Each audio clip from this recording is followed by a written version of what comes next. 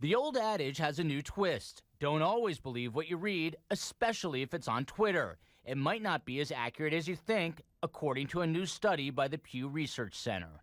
Obamacare's on my list. I apologize, Mr. President. I use that term with all respect, by the way. Good. Okay, good.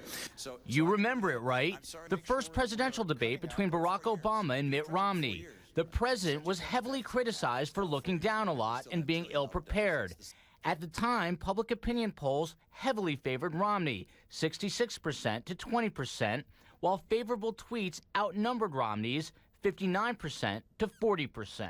People essentially get, instead of beer muscles, they get technology muscles. They feel that it is their right to share what is immediately on their mind via social networking, Twitter specifically.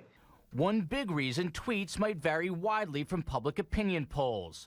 The Pew Research Center studied 8 major news events, comparing polls of those stories to tweets, and it says the numbers just didn't add up. Researchers found Twitter reactions were generally more liberal and democratic in tone than the national average. Dr. Jeff Gardier says tweeters tend to be provocateurs. They are very expressive, they want to be heard, and sometimes their opinion is quite contrary, and they want people to know that what they have to say is different from the popular opinion. Researchers also found at times Twitter reaction was more conservative than public opinion, like in the case of the president's second inaugural speech. Tweets also fell in line with polling, like when Romney chose Paul Ryan as his vice presidential running mate. But overwhelmingly, tweets were found to be much more negative than public sentiment, begging one obvious question. The next time there's a big story, should you believe the tweets or the polls? I think it's somewhere in the middle.